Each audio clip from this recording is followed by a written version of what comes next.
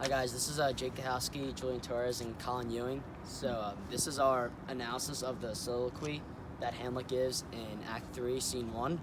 So Julian's going to start out by reading a little section here. And Julian here just start out by delivering the lines like a little bit curious, but then you kind of become a little more frustrated with like what's been going on. To be or not to be, that is the question. Whether 'tis nobler in the mind to suffer the slings and arrows of outrageous fortune, or to take arms against a sea of troubles, and by opposing end them. To die, to sleep no more, and by sleep to say we end the heartache and the thousand natural shocks, that flesh is hair too, 'tis a consummation devoutly to be wished, to die, to sleep. All right, you can stop there. So Colin, here, what do you think this quote means? Is like what's Hamlet thinking? Is he like, do you think he's like really frustrated right now? I think the first part of the soliloquy is Hamlet contemplating whether or not it would be easier for him to live with the struggles and confusion of his daily life or escape all of these issues. In Act 1, it seemed more that he wanted to just die, he wanted to get away from everything. And in Act 2, it seemed like he had more of a purpose to live, and now it's just coming full circle and clashing together. He seems incredibly frustrated, and it sounds like he believes there's no way to resolve all these problems except through suicide. As the quote goes on, Hamlet talks about how death is just sleep. He makes this comparison between sleep and suicide to talk about how he sees it as beneficial. Yeah, I definitely agree there. I think that he's like trying to compare it to sleep. Like he's almost like trying to think of like almost like doing like pros and cons to like committing suicide. I think he's trying to like defend the act of suicide. All right. Julian, you can keep going. To sleep, perchance to dream, there's the rub. For in that sleep of death, what dreams may come, when we have shuffled off this mortal coil, must give us pause. There's the respect that makes calamity of life so long life. For who would bear the whips and scorns of time, the oppressor's wrong, the proud man's contumely, the pangs of despised love, the law's delay, the insolence of office, and the spurns that patient merit of the unworthy takes.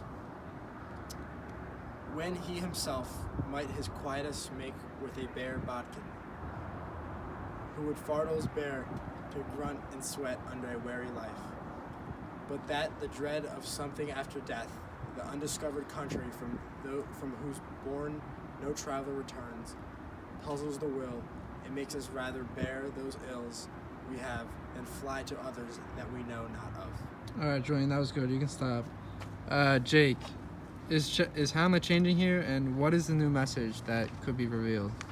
So during this part of the speech, Hamlet's kind of like comparing the harshness of his life to like more of society now. He talks about like the issues with the legal system, and then like how like rude the leaders are and more. So he's kind of like viewing the leaders of Denmark at like this way. He's like really angry at them. So at this point we're kind of seeing a side of the old Hamlet. Like Act 2, he was kind of like a little more confident. He was like, after he found out that Claudius was the murderer, he kind of like felt like he had a new purpose to get that confession. But now he's just frustrated about everything. He really believes he has no purpose anymore. And as I said, this is definitely different from the Hamlet we saw in Act 2. Yeah, it's definitely a huge change from Act 2 Hamlet. All right, Julian, you can keep going. Thus conscience does make cowards of us all, and thus the native hue of resolution is slicked over with the pale cast of thought, and enterprises of great pith and moment. With this regard their currents turn awry, and lose the name of action. Soft you now, the fair Ophelia, nymph, in thy orisons be all my sins remembered. All right, that's good, Julian. So Colin here, like, what's Hamlet saying in this final part? Like, is his tone changing? Is he like a little more relaxed, do you think?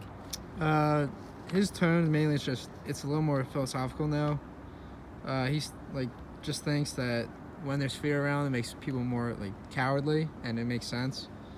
The argument could definitely be made that he is calling Claudius a coward here too. As the speech concludes, Hamlet is stating that when fear arises, the personalities and actions of people completely change. Here, Hamlet's tone is definitely subsiding to a calmer volume. Yeah, I definitely think so. I think like even like during this whole soliloquy, like he's like all this like frustration, and then he talks about like cowards. Like he's definitely comparing this to Claudius here, Mm-hmm. and I think he's at this point he's kind of like, as we said before, he's really like overwhelmed by all this. Yeah, I think definitely. That's really what he's feeling here. All right, All right. that's it.